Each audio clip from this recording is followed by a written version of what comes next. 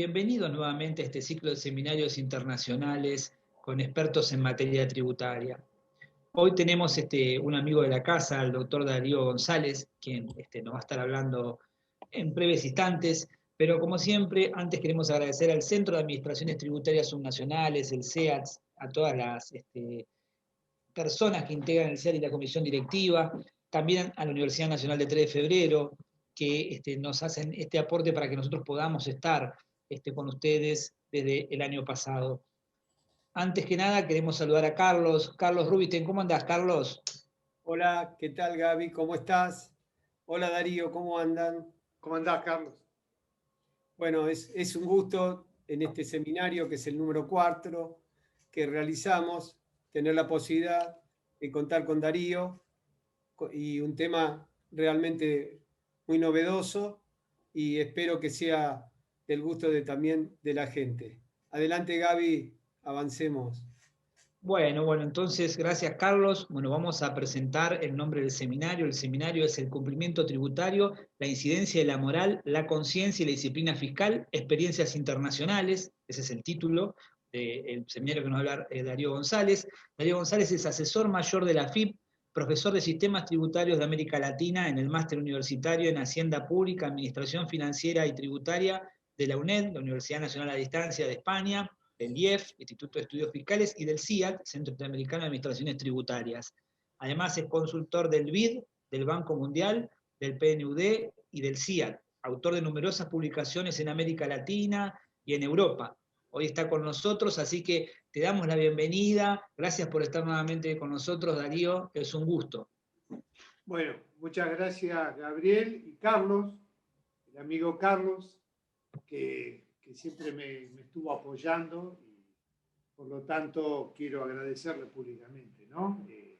Todo el apoyo que me dio en mi carrera profesional.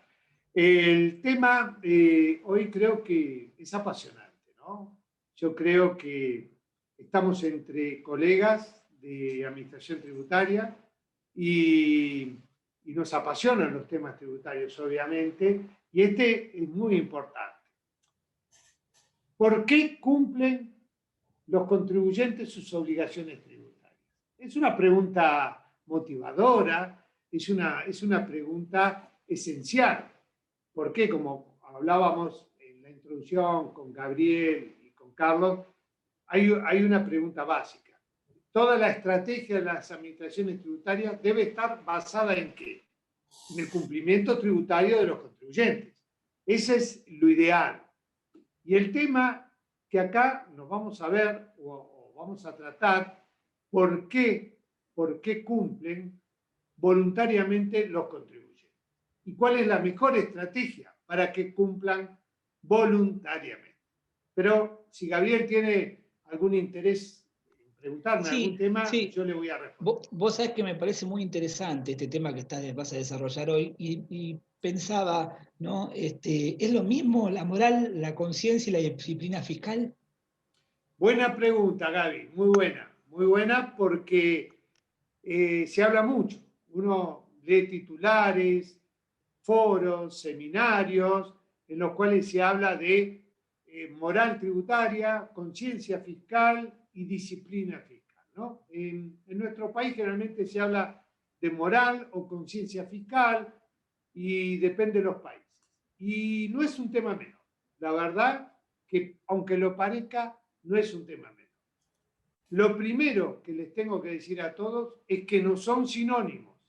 No son sinónimos, aunque mucha literatura los usa como sinónimos. Dicen, en este país no se paga impuesto porque hay baja moral y conciencia fiscal, como si fueran lo mismo, ¿no?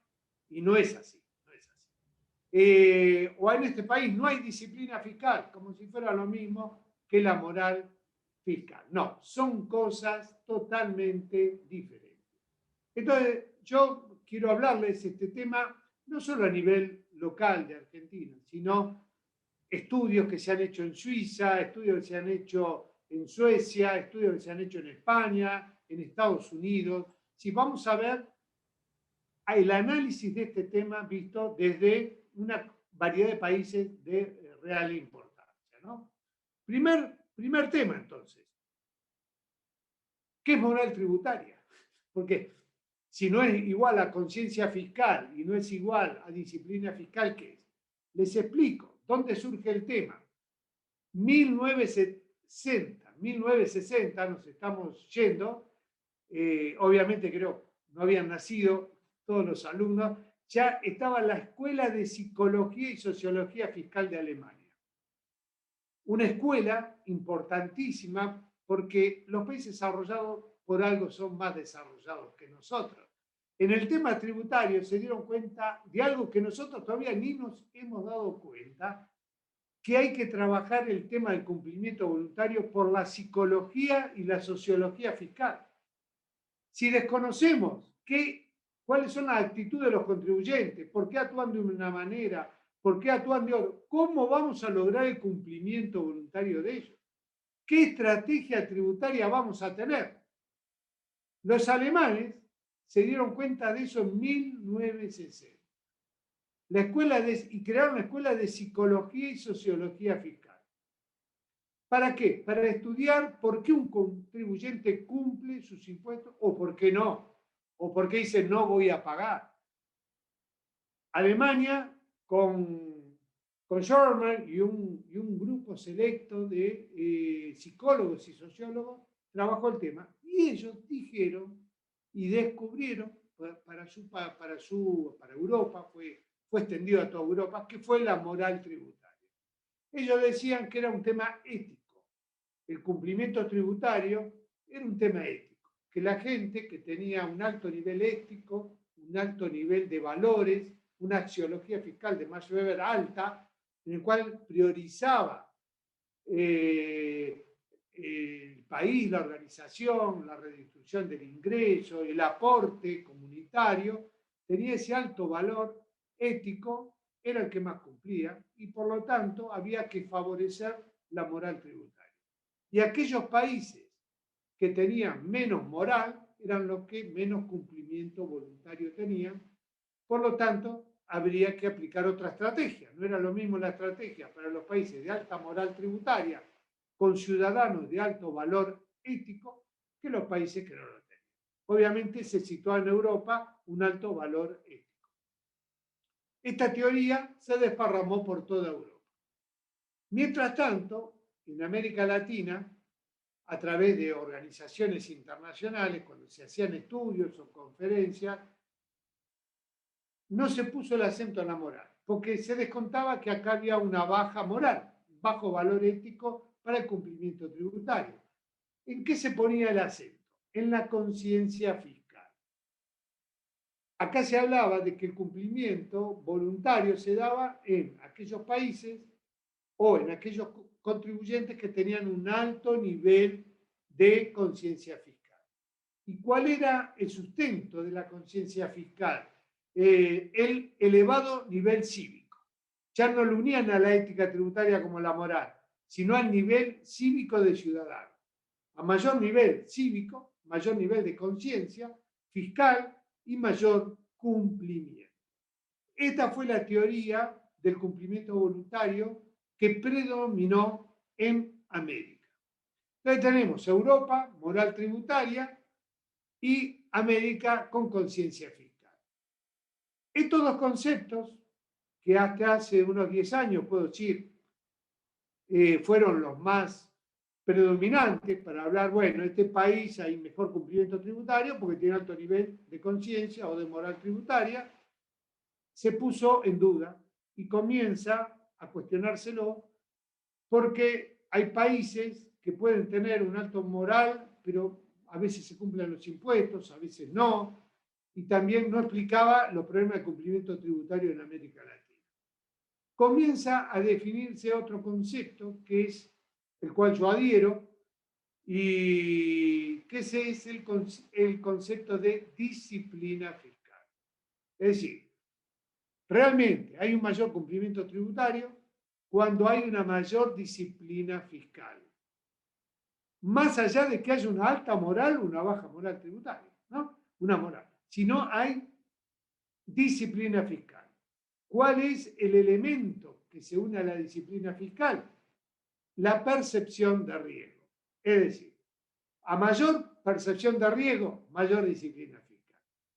Por lo tanto, hoy está imperando y se está imponiendo, por eso se construyen las estrategias tributarias desde la administración tributaria, ya sean subnacionales, nacionales, desde el punto de vista de generar percepción de riesgo.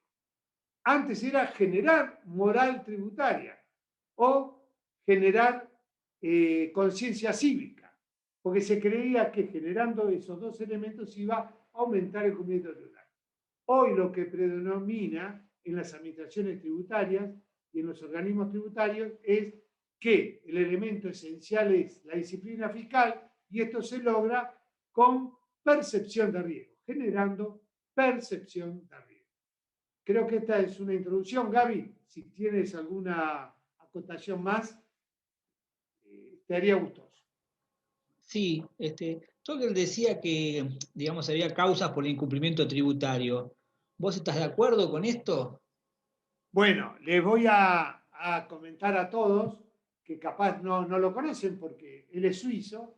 Benno Torgler era un especialista en analizar la moral tributaria, es suizo, hizo trabajos para las organizaciones tanto de internacionales en América como en Europa, y él fijó en un libro de que la principal causa del incumplimiento era la moral tributaria, es como un libro que se lo considera top, y ahí fijó a su vez causas, no solo la moral en sí mismo, sino causas que coayudaban a esta moral tributaria. Y dijo, por ejemplo, en este vademecum, que inciden en el cumplimiento tributario. 2 puntos, ¿no? Primero, la alta carga tributaria. Torgler decía, mire, si hay una alta carga tributaria, los contribuyentes no van a cumplir. Y esto es una causa también independiente. Otra causa que decía Torgler era la falta de honestidad. Esto se puede unir a la falta de conciencia cívica. Otra es la corrupción. Dice, cuando hay un país con alto nivel de corrupción de los funcionarios, el contribuyente va a decir, ¿para qué yo voy a contribuir si después se lo van a robar mis dineros? Entonces, que los escándalos de corrupción de los funcionarios públicos incidían en el cumplimiento tributario. También mencionó la falta de conciencia fiscal, que ya hemos hablado. Después decía también que el dispendio inútil del gasto público, es decir, si ven que un país gasta su dinero público en vez de obras importantes de infraestructura, de salud pública, de educación, lo malgasta, el contribuyente va a ser remiso a cumplir con sus impuestos porque va a decir, ¿para qué voy a contribuir si van a gastar mal mi dinero, el cual yo estoy contribuyendo, ¿no? Otra causal que hizo Torgler en su vademecum era el beneficio. Hay contribuyentes que se plantean, ¿qué beneficio voy a tener yo? ¿Qué beneficio voy a tener yo de cumplir si no tengo ningún beneficio? Pago mis impuestos si no tengo beneficio. Eso lo habrán escuchado mucho en decir, ¿qué me da a mí el Estado? Que muchos contribuyentes se arropan en esta frase para incumplir tributariamente. Otro elemento que dijo Torgler era la competencia. Cuando uno está en competencia en un mercado y ve que su competidor no paga impuestos, y él paga impuestos, y esto lo puede sacar del mercado, es decir, el entorno en el cual está, si él hace fábrica de muebles y su competidor no paga impuestos, y con ese no pagar impuestos invierte más en maquinaria, los costos son menores y va ganando mercado, también incide, ¿para qué voy a pagar impuestos?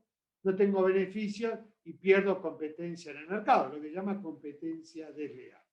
Y por último, lo que decía Torgler, que la falta de sanciones. Cuando el contribuyente ve que no hay sanciones, también decae su nivel de cumplimiento tributario.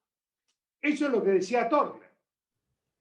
Habrá que ver qué piensan otros autores. ¿Y cuál es tu opinión, Darío, sobre bueno, la teoría de Torgler? Me la querés hacer difícil, como siempre, Carlos, pero vamos a contestar. El tema es interesante, ¿no? Torgler, la verdad que bajo el rótulo de moral tributaria puso como 10 estamentos. Hizo como, podemos decir, un colador, y eso no nos simplifica la vida, realmente. No nos simplifica la vida porque un administrador tributario tiene que tener una idea clara y tiene que tener una estrategia clara y tiene que haber un elemento.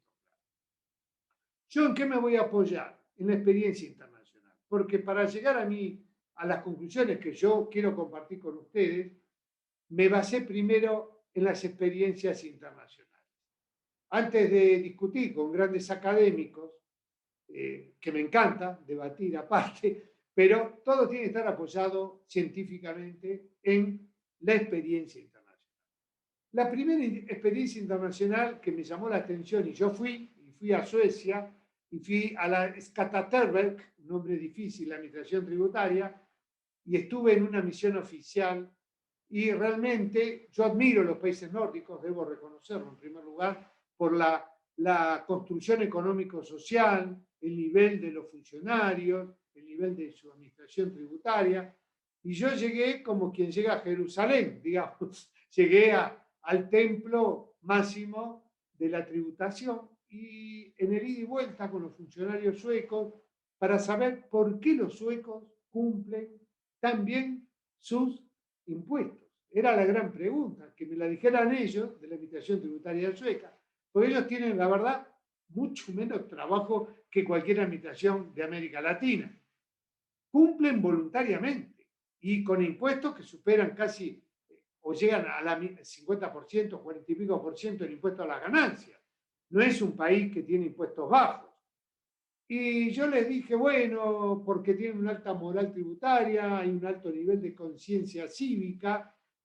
Y me dijeron, no, no fue así, no es así. ¿Cómo es eso? Y me explicaron.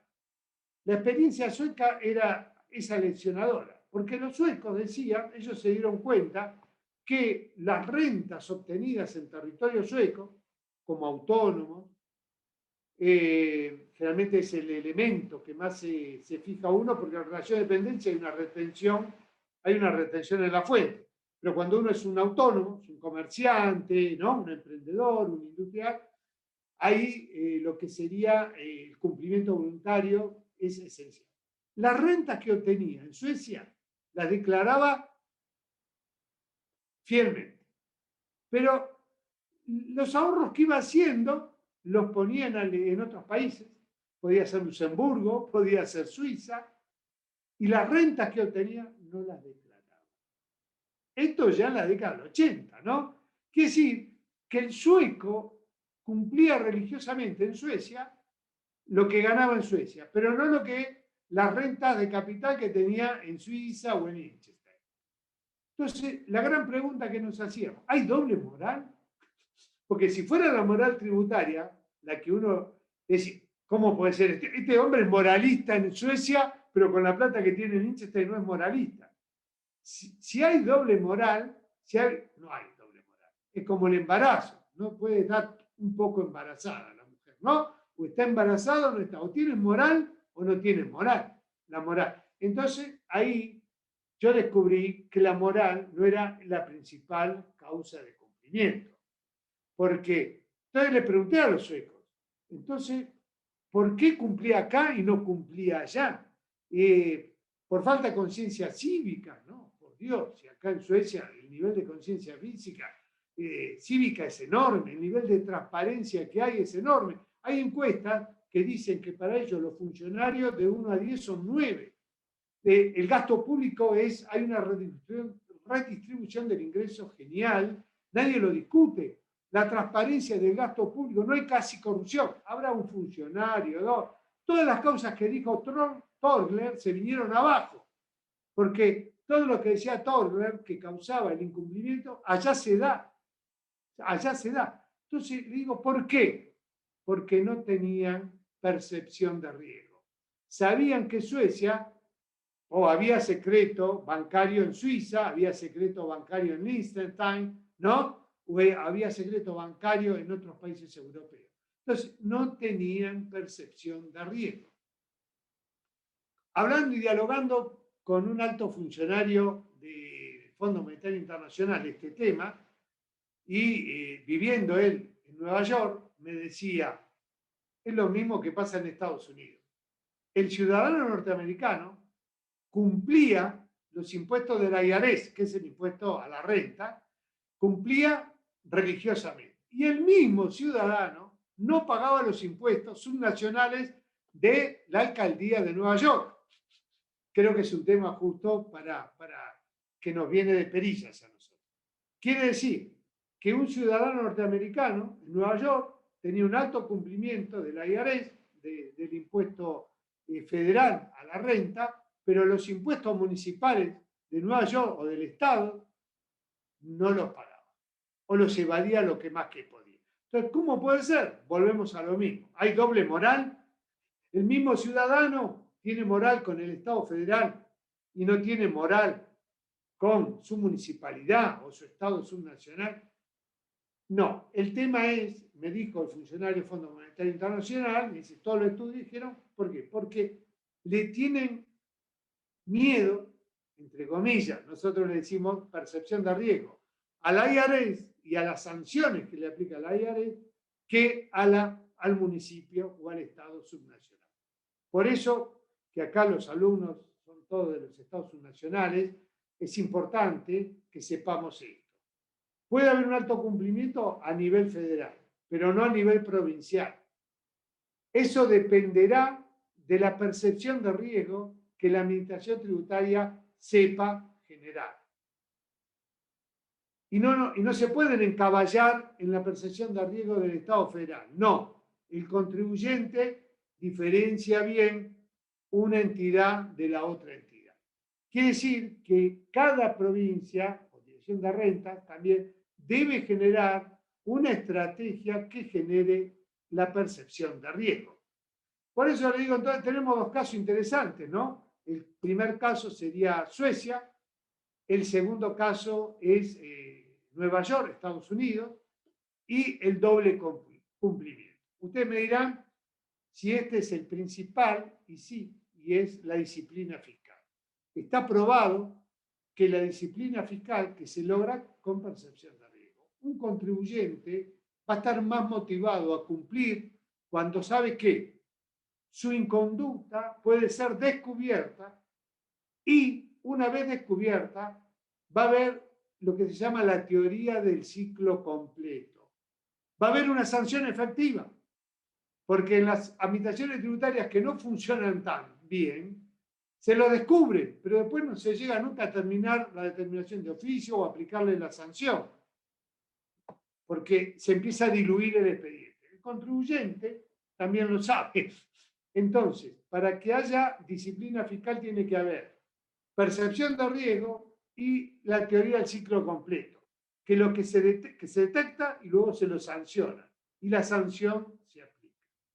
Ahí se empieza a generar lo que se llama disciplina fiscal. Por eso ahora todas las teorías de estrategias de fiscalización que están haciendo en Europa y también en Estados Unidos se están basando en generar percepción de riesgo.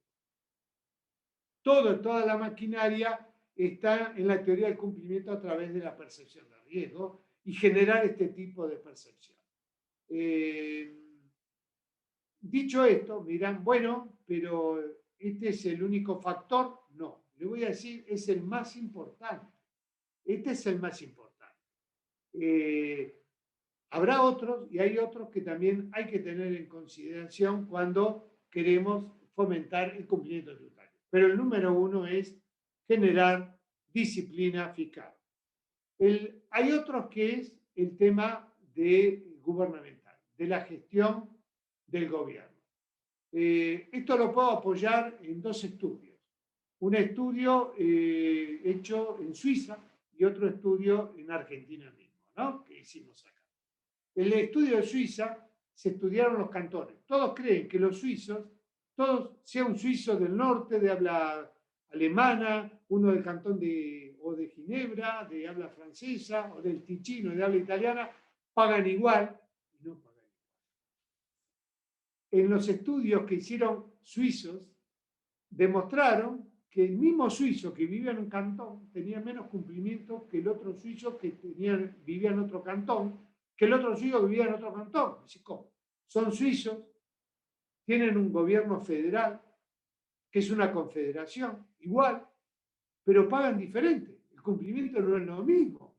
¿Y por qué es esto? Dentro de un mismo país, con la misma cultura y con la misma conciencia cívica, por lo cual acá también, y moral, por lo cual acá se destruye también la teoría Turner, que la moral es lo principal y la conciencia cívica. Porque en Suiza, teniendo la misma nivel de conciencia fiscal y moral tributaria, pagan diferente. Los suizos lo estudiaron, lo analizaron y se dieron cuenta que un elemento que incidía mucho allí era la aprobación de la gestión gubernamental. Es decir, el suizo que estaba con un gobierno, un cantón, acá hablo en un cantón, obviamente, ¿no? Que vivía en un cantón, que se le administraba bien el dinero, que tenía una aceptación de los ciudadanos, una alta aceptación del gobierno, la aceptación del gobierno incidía en que él voluntariamente pagara más. Por lo tanto, acá hay otro elemento que se mostró en Suiza, que los gobiernos deben tener una buena gestión, ya sea nacional o subnacional, para motivar también y coadyuvar a este cumplimiento tributario.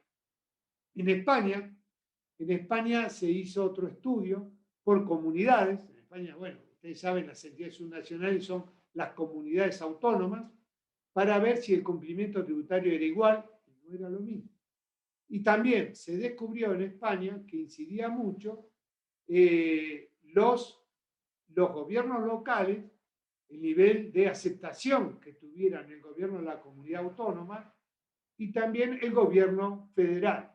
Y se dio en algunas comunidades conflictivas, por decir de alguna manera, que están en todos los diarios, que había un mayor cumplimiento a la comunidad que al gobierno español, al Reino de España.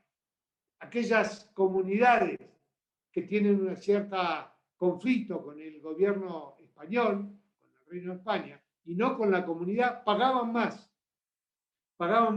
En la comunidad eran mejores cumplidores de sus impuestos, en la comunidad que a los impuestos nacionales de España.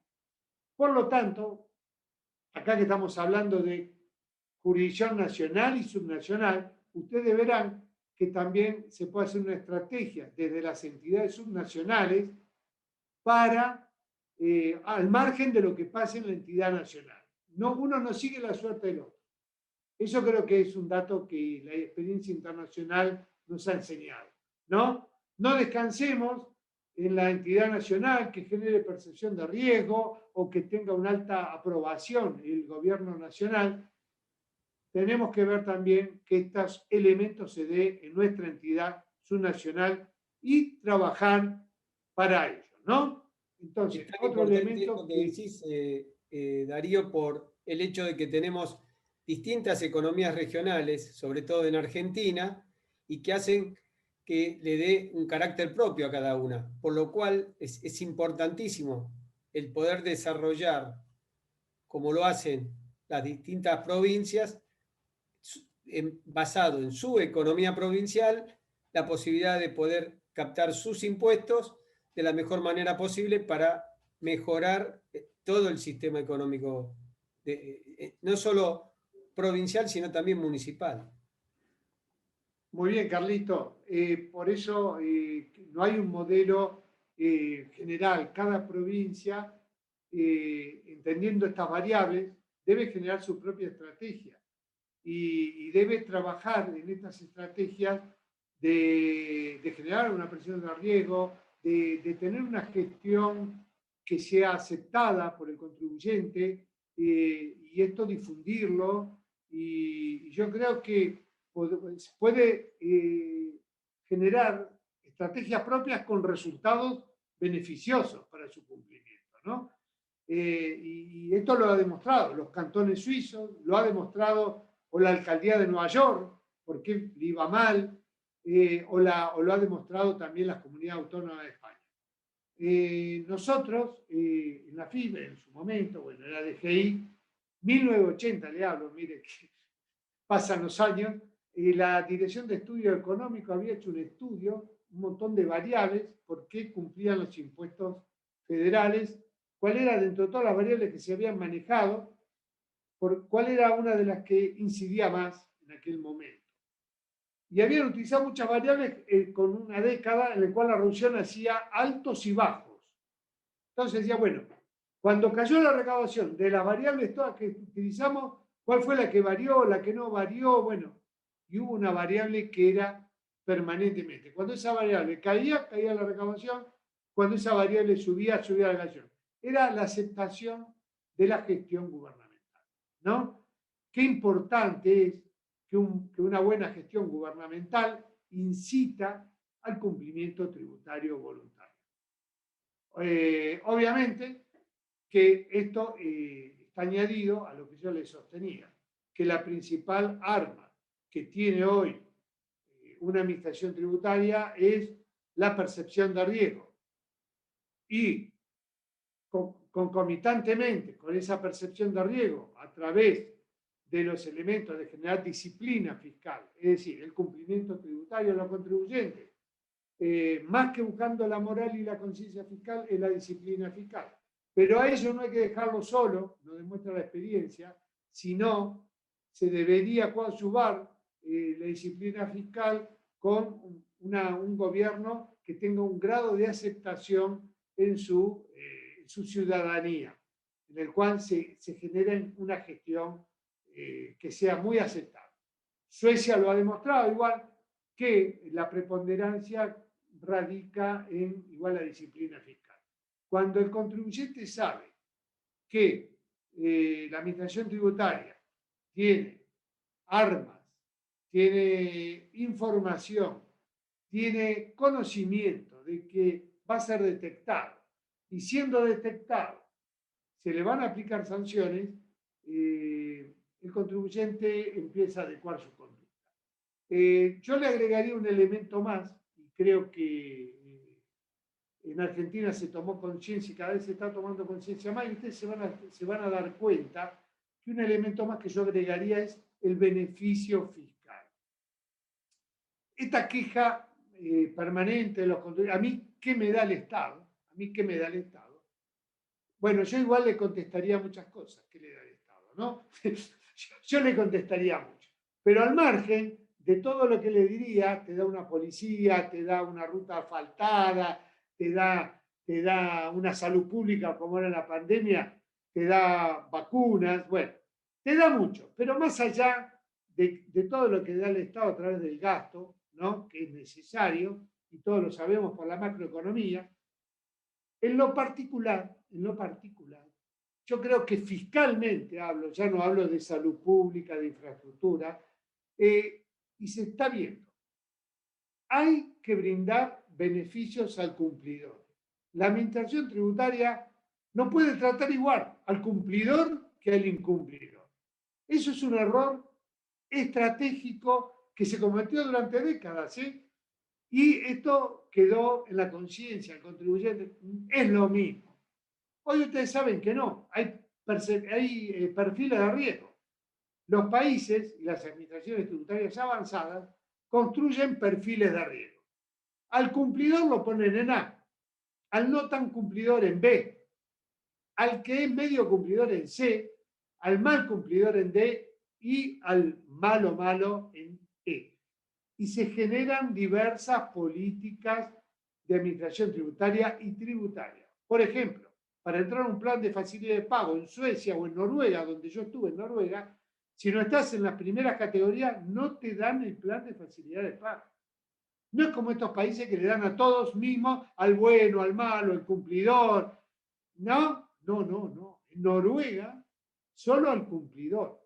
Y al incumplidor, pues en última instancia, si le dan un plan, es con más garantía, con menos cuotas y con más tasa de interés. Es decir, hasta directamente al incumplidor serial ya no le dan nada. Por lo tanto, ustedes saben ahora, gracias a Dios, también en la política del cumplimiento del año pasado a los cumplidores, en un momento del monotributo, este año no pagan, ya sean 6 cuotas, 4 cuotas o 2 cuotas, no pagan según en qué categoría del monotributo estaban y eran buenos cumplidores. Es decir, que hubo una política del actual gobierno también de beneficiar al cumplidor. Anteriormente también fue en bienes personales. Cuando hubo el blanqueo, bueno, al que era cumplidor de bienes personales se lo eximió. Esto creo que es muy bueno y al contribuyente dirá, yo cumplí y ahora me eximen de esta cuota, de este pago del impuesto, o me eximen, o puedo obtener un plan de facilidad de pago con más cuotas, con menos tasa de interés. Es decir, hay que llevar la estrategia de las administraciones tributarias también a lo que se ha denominado la teoría del beneficio, más allá del gasto público. Porque el gasto público es como que el contribuyente está, pero o no lo ve o no lo quiere ver, pero está. Y miren ahora si no está, gracias a Dios que tenemos un Estado fuerte con la excelente acción que está haciendo ante el coronavirus, tanto en salud pública, en comprar las vacunas, para que todos podamos continuar con vida. El Estado está, pero hay contribuyentes que si no es en el aspecto tributario no lo ven. Y creo que en ese aspecto muchos países, y el nuestro a nivel federal está trabajando muy bien en dando beneficios al cumplidor, para que él no sienta lo mismo. Esta es como la teoría de los chicos de los hijos con el padre, ¿no? Uno se porta mal, uno bien, papá, ¿por qué le diste caramelo? Si él hizo todo mal, en el colegio va mal y le diste igual que yo. Creo que a veces los ciudadanos somos un poco chicos y también tenemos que demostrar, si él cumple, le va a tener un beneficio fiscal. Yo quiero contar una anécdota. Creo que el tiempo se me está acabando y entonces no soy como dice el actor Pachán, me gusta el micrófono más que el dulce de leche, entonces tengo que dejarlo un poco, pero les voy a contar algo por esta teoría del beneficio, este punto que estoy tocando. Yo estaba en Madrid estudiando en mi posgrado, así que estaba inicio de la década del 80, estaba estudiando en Madrid. Creo que estaba haciendo la comida y estaba Josep Borrell, el que era el secretario de Estado de Hacienda del gobierno de Felipe González. Ustedes no habían nacido ya hace mucho, pero bueno, el gobierno de Felipe González era del PSOE, fue el primer ministro español durante muchos años, una exitosa gestión, y su secretario de Estado de Hacienda era Josep Borrell. Hoy Josep Borrell es el ministro de Exteriores de la Unión Europea, ¿no? Pero en aquel momento era el secretario de Estado de Hacienda y tenía a su cargo lo que era la EAT, no existía la EAT, existía lo que llamaba la Hacienda, de cobrar impuestos. En un programa político lo enfrentaron a empresarios de España.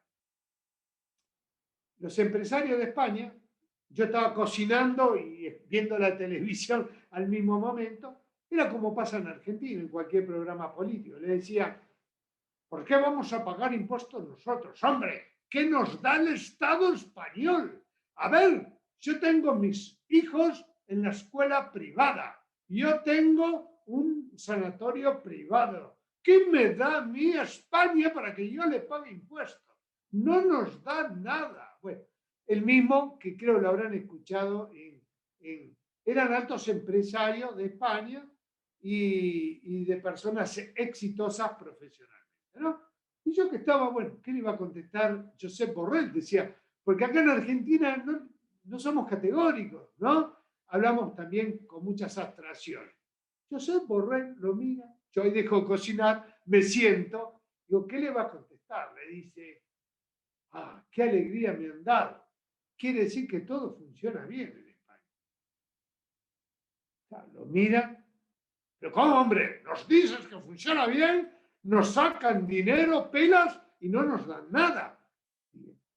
Es lo que queremos. El sistema tributario está hecho para los que tienen mayor capacidad tributaria, den dinero, obtener los recursos tributarios. Para nosotros, después, a través del gasto público, distribuirlos en los que tienen poco o no tienen Si ustedes me hubieran dicho que el Estado español les da mucho, eso sería justicia conmutativa, devolverle lo que dieron. En vez, la justicia redistributiva es que aporten los que más tienen para ayudar a los que menos tienen. Así se hace una sociedad igualitaria y así hay inclusión social. Gracias por haberme confirmado que la política tributaria que hacemos es la correcta. Yo realmente dije, es para sacarse el sombrero, ¿no? Es decir, la política tributaria tiene que haber, los que tienen capacidad tributaria deben incorporar, deben pagar impuestos, y obviamente el gasto social es para los que no tienen capacidad tributaria. Y para igualar esta sociedad, para hacer un desarrollo económico del cual a todos nos vaya bien.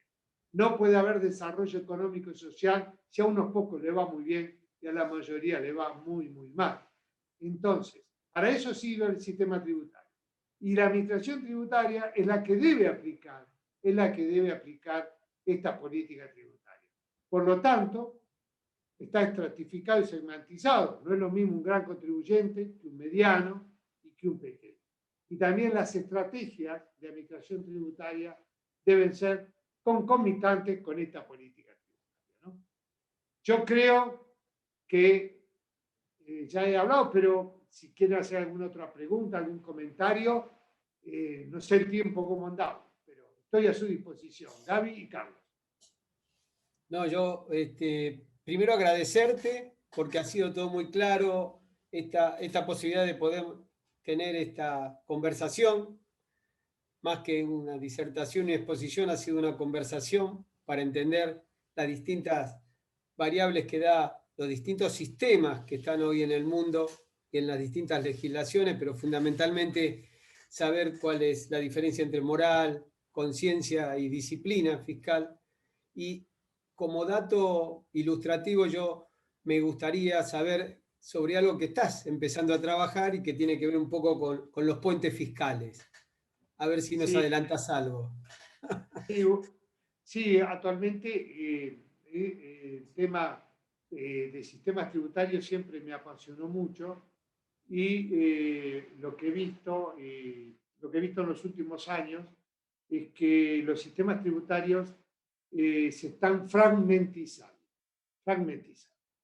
¿Qué implica esto? Que hay un régimen general, hay regímenes para pequeños contribuyentes, hay regímenes por actividad económica especiales y realmente esta fragmentización se ha ido agravando y me he dado cuenta que sobre la mesa, sobre la mesa hablo de los países, sobre la mesa no se ha puesto que por querer dotar a cada situación de un sistema tributario propio, llegamos a una multiplicidad de sistemas, lo cual hace que la administración tributaria, en la cual yo soy hombre de administración tributaria, aparte de académico, le hacen la tarea muy, muy, muy difícil, ¿no? Cuanto más fragmentación del sistema tributario hay, cuanto más regímenes disímiles hay, más difícil es controlarlo, porque cada uno tiene sus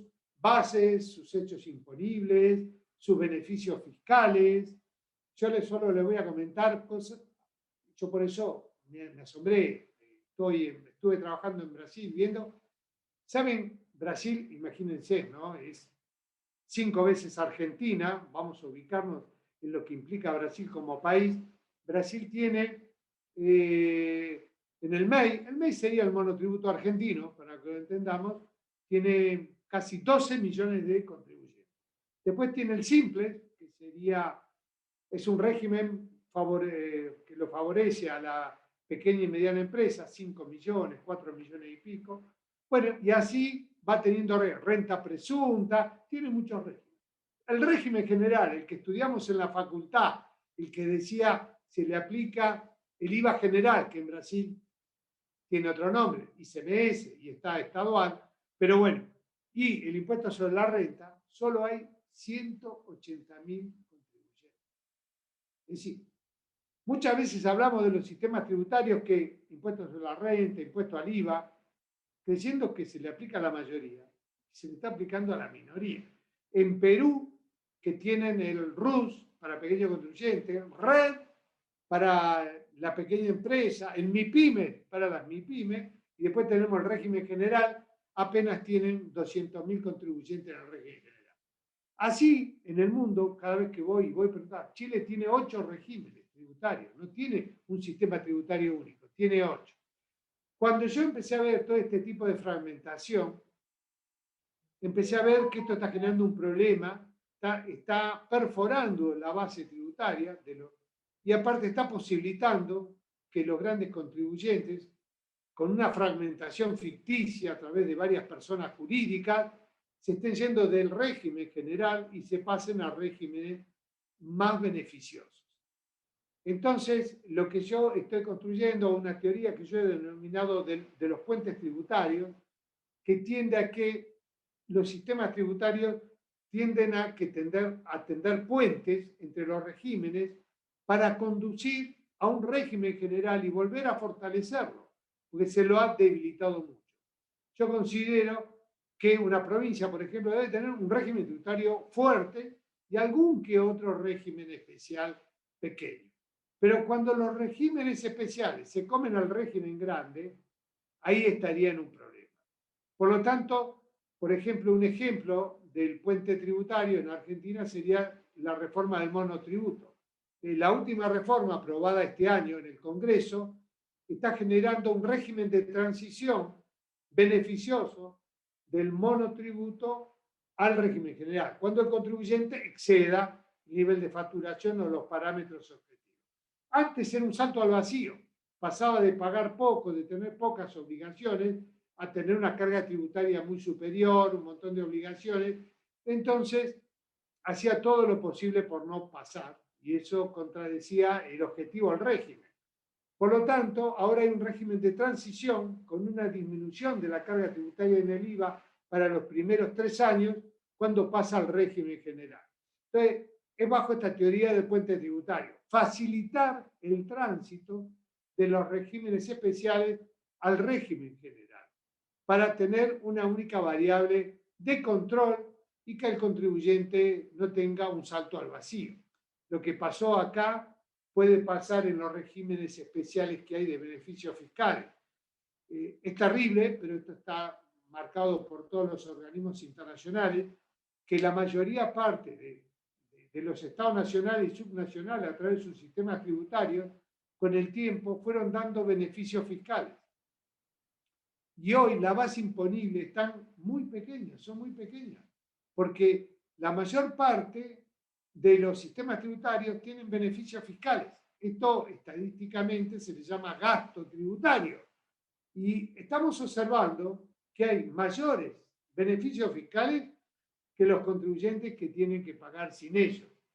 Por lo tanto, esto genera en los cumplidores una alta carga tributaria y un rechazo, como decíamos, un rechazo al cumplimiento voluntario. Al tener una tan alta carga tributaria, cuando otros a través de determinados beneficios han obtenido una mejor posición. Siempre, obvio, hay un argumento para otorgar un beneficio. Pero lo terrible es que un beneficio que hace 30 años era necesario o era útil para la economía, para estimular un sector de la economía, se ha quedado, no ha sido derogado.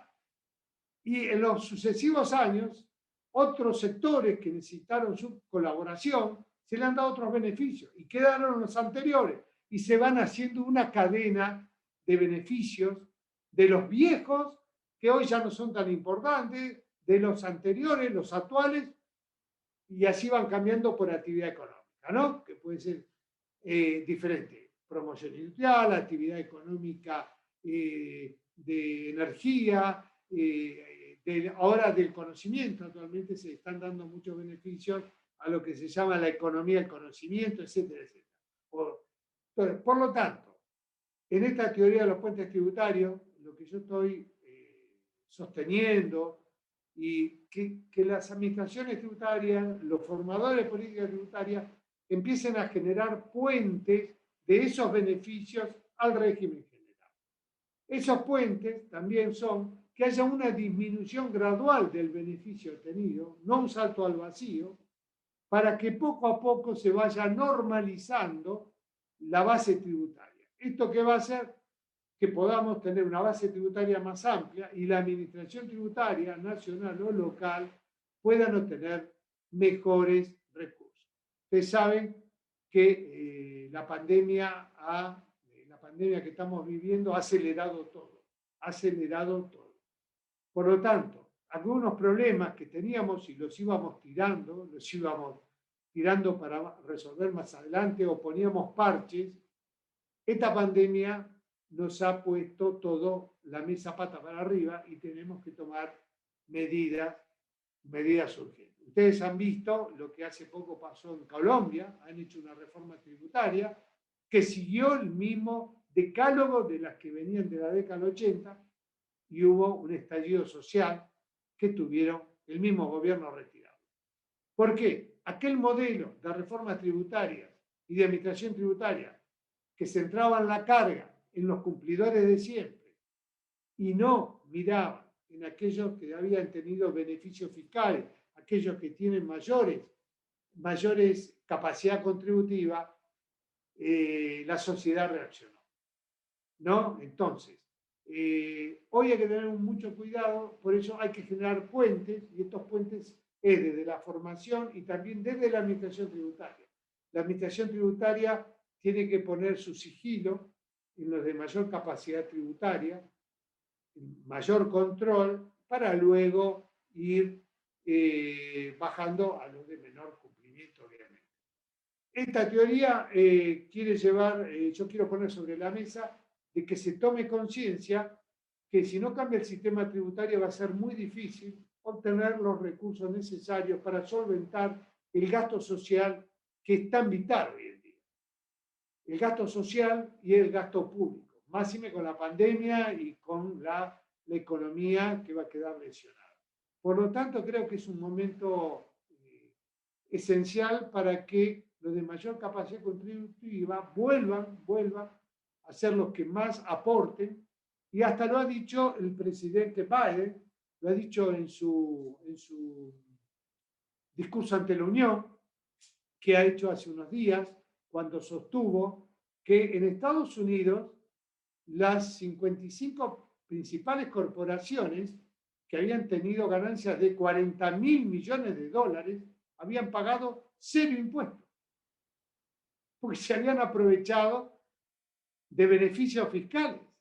0 impuestos, 40.000 millones de dólares, lo dijo el presidente de Estados Unidos, ¿no? Entonces, él dijo que era hora de hacer una reforma tributaria en Estados Unidos para que empiecen a pagar lo justo los que deben pagar, los que tienen capacidad contributiva. En esto estamos hablando de los puentes tributarios, que volvamos a generar una reforma en la cual se vuelva a pagar según la capacidad tributaria y se empiecen a derogar determinados beneficios que hoy ya no tienen razón de ser, cuando las arcas públicas necesitan un equilibrio fiscal.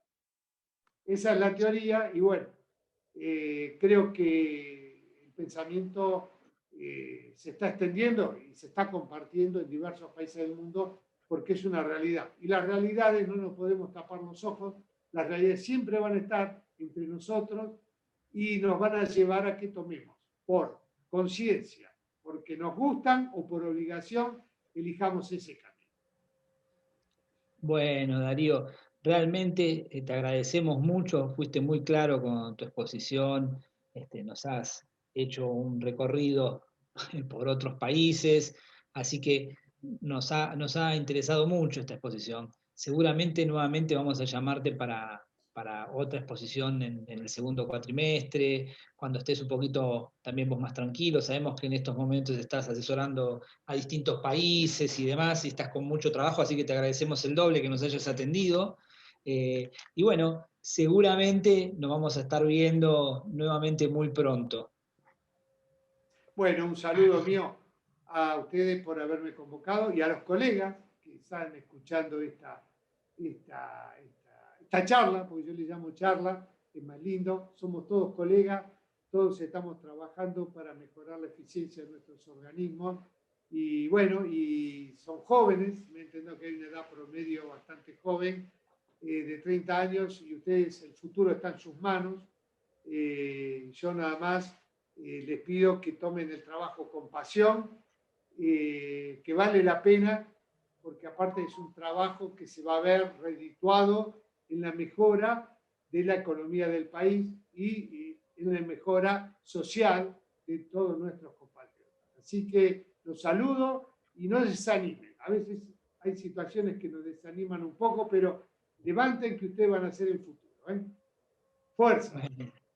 Bueno, muchas gracias, Darío. Gracias, Carlos. Y a ustedes nos estamos viendo, a todos los alumnos, en el próximo seminario con especialistas nacionales o internacionales. Muchas gracias a todos y nos estamos viendo.